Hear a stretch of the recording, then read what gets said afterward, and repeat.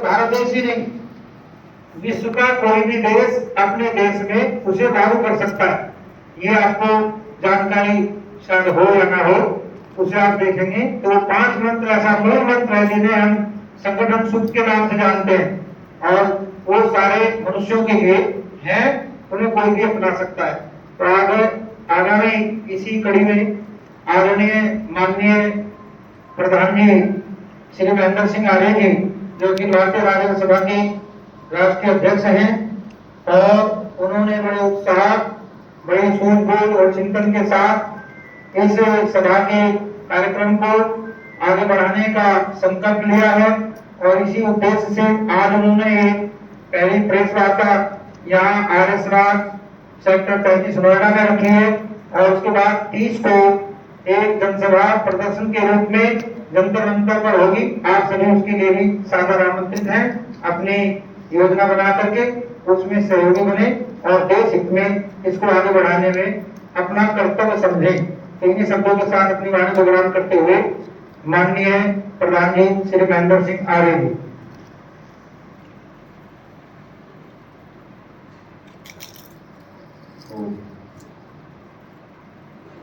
पूजनीय स्वामी जी, पूजनीय हमारे आचार्य जी, अभी मंच संचालन कर रहे हैं हमारे शास्त्री जी आचार्य जी, हमारे सरपंच साहब, सभी आए हो, हमारे जितने भी पत्रकार बंधु आए हुए हैं, मार्गदर्शक है, सभी साथी। जैसा कि आप सुन रहे हैं कि राजधानी सभा की विषय में जो बात आपको बताई जा रही है, आखिर इसकी आवश्यकता क्यों हुई।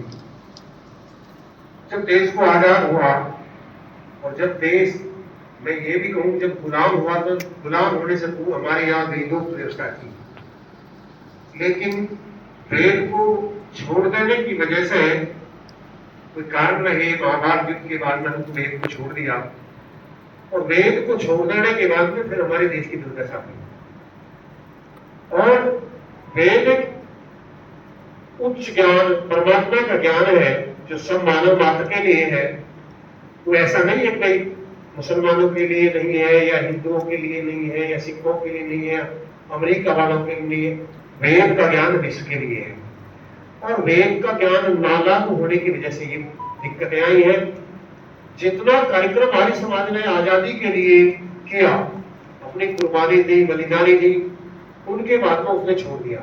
उसका छोड़ने का परिणाम हुआ कि स्वतंत्र होने के बाद में हमारा स्वराज तो आया, लेकिन सुराज्य नहीं है। स्वराज और स्वराज में अंतर है। स्वराज केवल वेद के आधारित आ सकता है और हम इसमें मांग करते हैं सरकार से। आर्य समाज की 3 सभा देश ग्रंथ बनाई, विद्यार्य सभा, धर्मार्य सभा और राजार्य सभा। जो हमारी 2 सभाएं वो पहले कार्य करती रही, लेकिन राजार्य सभा ने कोई विशेष कार्य नहीं किया। उसी की वजह से ये स्थिति पैदा हुई है। लेकिन अब राजार्य सभा इस कार्य को संभाल रही है और अब ये किया जाएगा। हम सबसे पहली मांग करते हैं कि जो वेद है, हम सरकार से मांगे कर रहे हैं। यदि सरकार हमारी मांगों को मानती है तो हम सरकार का समर्थन करते हैं, और यदि सरकार हमारी मांगों को नहीं मानती है तो चुनाव लड़ेंगे। ये हमारी घोषणा है। हमारी मांगे क्या है? सबसे पहले हमारी मांगे है जो वेद है, वेद को राष्ट्रीय पुस्तक घोषित किया जाए। यदि वेद को राष्ट्रीय पुस्तक घोषित कर दिया गया होता तो ये विषमता आती ही नहीं। अभी आचार्य जी बता रहे थे, ऐसे ही आप देखेंगे अथर्ववेद का 8वां कांड है और सूक्त है 64,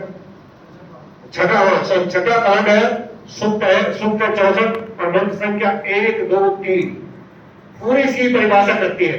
वो तरीके दिया वेद के आधार यदि चलता तो ये सब कुछ नहीं होता। एक और मैं इसके विषय आपको बता देना चाहता हूं कि अभी हम समान नागरिक संहिता के मतलब में केवल इतना समझ रहे हैं, या पूरा देश इतना समझ रहा है, या पत्रकार बंधु इतना समझ रहे हैं कि इसका संबंध केवल हिंदू मुसलमान से ही है या केवल मुसलमान की महिलाओं से।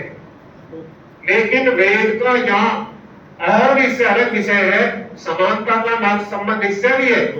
जैसे जहां उस एक वर्ग के अंदर स्त्री जाति के साथ में अन्याय होता है, ऐसा ही दूसरे वर्ग के अंदर भी यदि अन्याय होता है तो समान नागरिक संहिता वहां भी लागू होती है। केवल किसी वर्ग विशेष के लिए नहीं है। अब उनके लिए प्रतिबंध हो, 3 तलाक ना हो और वो आदि आदि पर रोक लगे, लेकिन यहाँ पर क्या देवदासी होनी चाहिए? यही आज की तारीख में भी कई लाख देवदासी इसमें है हमारे देश के अंदर, जो नहीं होनी चाहिए। जब यह प्रावधान है कि 18 वर्ष की लड़की या 21 वर्ष का लड़का, उसके पूर्व शादी नहीं हो सकती जब तक वो बालिग ना हो।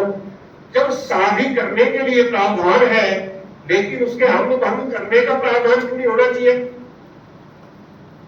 5 वर्ष में, 6 वर्ष में, 10 वर्ष में बच्चे के हम भंग कर दिए जाते हैं।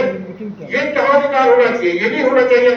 जब शादी करने का अधिकार नहीं है और 8 वर्ष में, 5 वर्ष में कन्याओं को दान दे करके साध्वी बना दिया जाता, तो ये क्या प्रावधान है? ये सब मानवता के वेद के विरुद्ध है। और ये भी विरुद्ध है, बहुत बड़े बड़े देखेगा मंच पर जाते हैं, कहते हैं कि स्त्री को गायत्री नहीं पढ़ना चाहिए, वेद को नहीं पढ़ना चाहिए।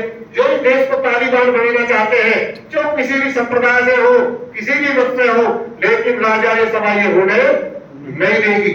नारी जाति सम्मान का, वो जहां नारी जाति है, जहां भी उसका सम्मान नहीं होता, उस घर का विध्वंस हो जाता है, उस देश का विध्वंस हो जाता है जहां नारी जाति का सम्मान नहीं होता। माता निर्माता होती है। हम समान अधिकार के लिए राजा ने सभा ना तो आइए गांधी जी का स्वागत है, ना तो हम ये अधिकार किसी पार्टी को देते हैं, ना किसी हम संप्रदाय का आधार पर देते हैं। सब एक, सबके लिए मानवता एक है। जो व्यवहार है, किसी पर अधिकार नहीं होना चाहिए।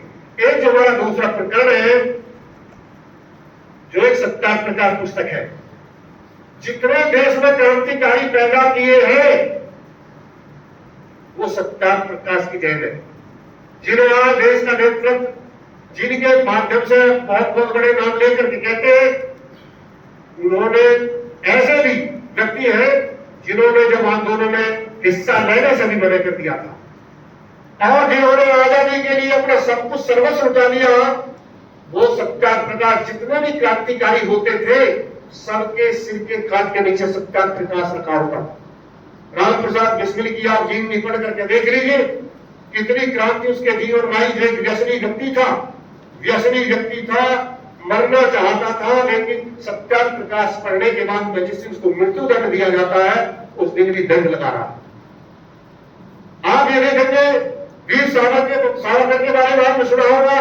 वीर सावरकर जी की आत्मकथा में पढ़ रहा था, उसमें कही जा रही थी, लिखते हैं कि मैं जब वहां काले पानी की जेल में था, मुझे कोल्हू के तेल में, तो तेल फेलने के लिए कोल्हू में चलाया जाता था और 1 गिलास पानी दिया जाता था। पूरे दिन में 1 गिलास पानी दिया जाता था, तेल फेलने के लिए कोल्हू में चलाया जाता था। एक दिन मेरा पैर लग गया और मेरा पानी वो बिखर गया। जब वो पानी बिखर गया तो मैं कुछ देर तो चलता रहा कोल्हू के अंदर, लेकिन जब मेरा मुंह सूख गया, मैंने उस सिपाही से कि मेरा जी निकल रहा, कृपया मुझे 1 गिलास पानी दे दो। तो सिपाही ने मुझे पानी तो नहीं दिया, खींच के कई घंटे मेरे मारे और मैं अचेत हो गया।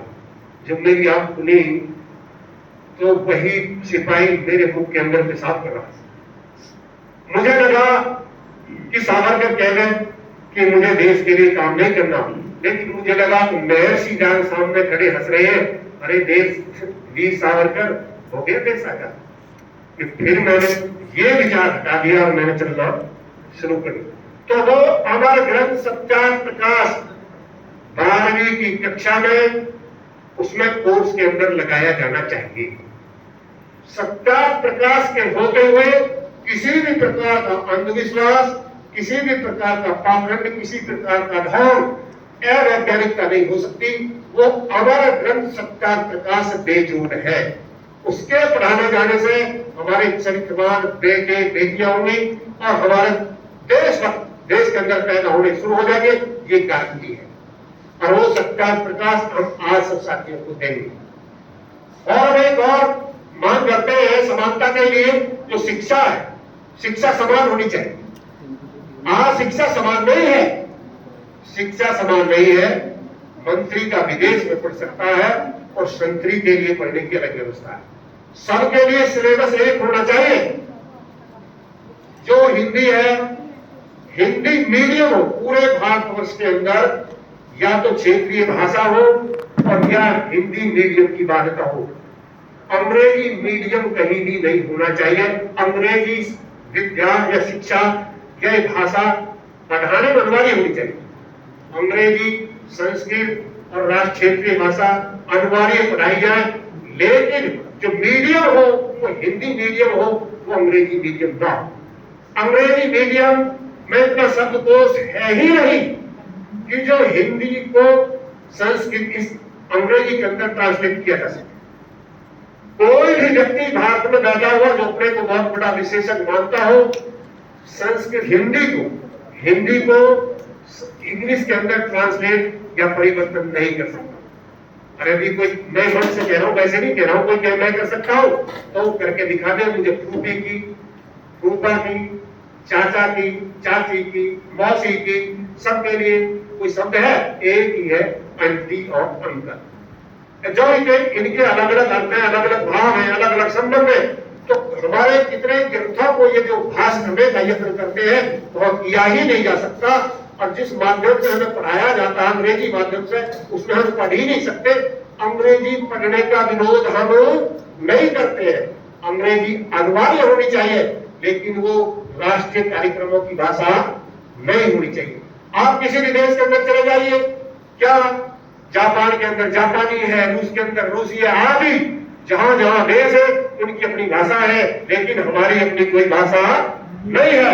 हम ये सरकार से मांग करते हैं कि जितने भी कार्यक्रम राष्ट्रीय हो, कार्यालय के हो, सुप्रीम कोर्ट के हो, वो सब किसमें होने चाहिए?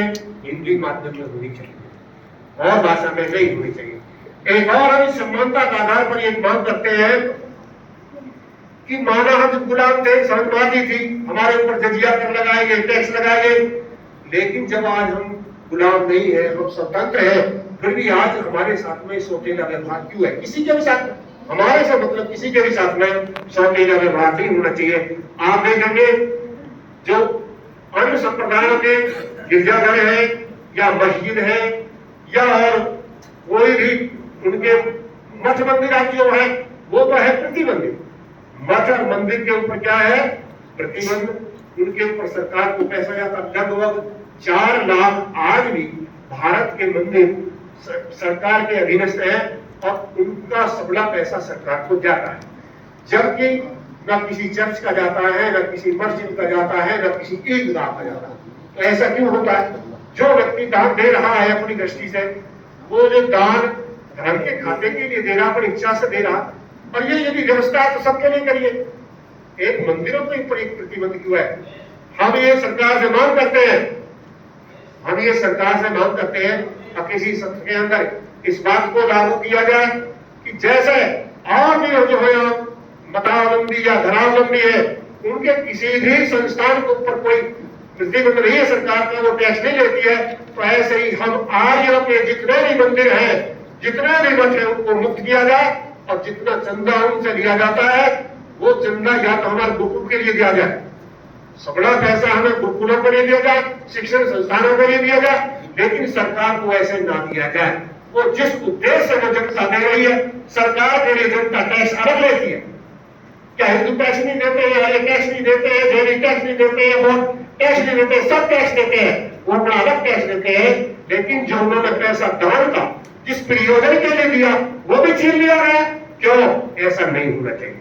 हम इस सरकार से ऐसी मांग करते हैं। एक और है कि आज इस देश के अंदर जो मौलवी है उनको तो वेतन दिया जाता है, मौलवियों को वेतन दिया जाता है, लेकिन जो यहाँ हमारे आर्य पुरोहित है, जो हमारे आर्य पुजारी है, उनको क्यों नहीं दिया जाता?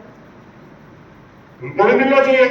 भाई जैसे वो व्यवस्था है वहां एक के लिए तो ये प्रशासन शासन व्यवस्था करता है और वैसे कहता है कि ये धर्मनिरपेक्ष देश है, वैसे कहते हैं ये धर्मनिरपेक्ष देश है और सब कुछ व्यवस्था है धर्म के आधार पर कर रहे हो, किस आधार पर कर रहे हो? ऐसा नहीं हो सकता। तो इसके लिए हम ये मांग करते हैं सरकार से कि तत्काल जो ऐसी व्यवस्था है वो हम नहीं कहते उनके बंद करो, हम किसी के बंद करने के लिए नहीं कहते हैं, हम कहते हैं जो हमारे पुरोहित है, जो हमारे पुजारी है, उनके वेतन बनाओ और सबका मानक एक और मांग करते हैं सरकार से किसान के विषय को लेकर के। आप देखेंगे दुनिया के अंदर जितने भी व्यक्ति हैं अपने उत्पादों का रेट वही तय करते हैं। और देखिए सुनना मेरे विषय को, दुनिया में जितने भी व्यक्ति हैं जो अपने सामान तैयार करते हैं, सामान तैयार करने वाला व्यक्ति ही उसके रेट निर्धारित करता है। लेकिन एक किसान ही ऐसा है कि जिसके तैयार सामान का रेट सरकार तय करती है। जब सरकार किसान के तैयार रेट का माल का रेट तय स्वयं करती है, तो जो एक कंपनी के अंदर सामान तैयार हो रहा है उसका रेट तय क्यों नहीं करती? जब उसका जो कुछ भी है, गन्ना है या कुछ है, वो सरकार ने धान ले लिया, लेकिन 2 रुपए की दवा उसे 100 में क्यों दी जाती है? इसके लिए तो कोई प्रावधान होना चाहिए। एक नर्सिंग होम में चले जाते हैं, 4-4, 5-5, 6-6 लाख ले लिए जाते हैं, कोई उनका आधार है क्या है? अरे किस तरह कोई इसके लिए भी तो प्रावधान हो। 2 की दवा 10 में नहीं बिकनी चाहिए, 10 रुपए की किताब 150-200 में नहीं बिकनी चाहिए। जो ये मूल्य छाप देते कोई उसका आधार भी तो होना चाहिए।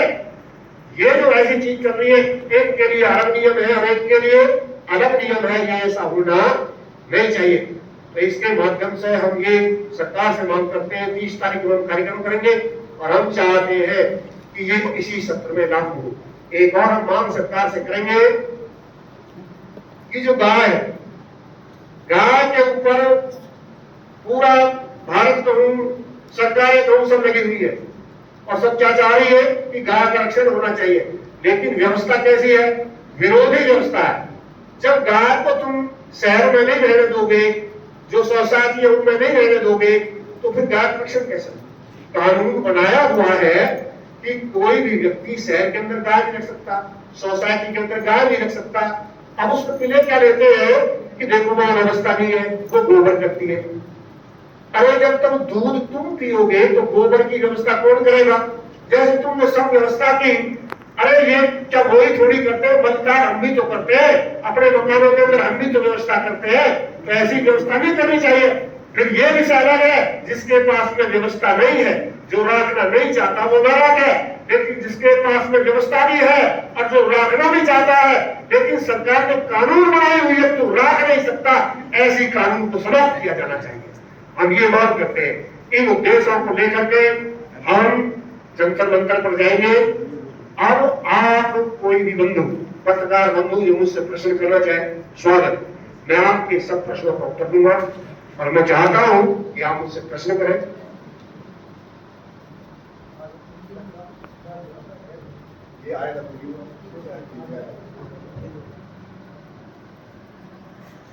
धन्यवाद प्रधान जी ने कई बिंदु अपने मुखारबिंद से यहाँ आपके सामने उपस्थित किए।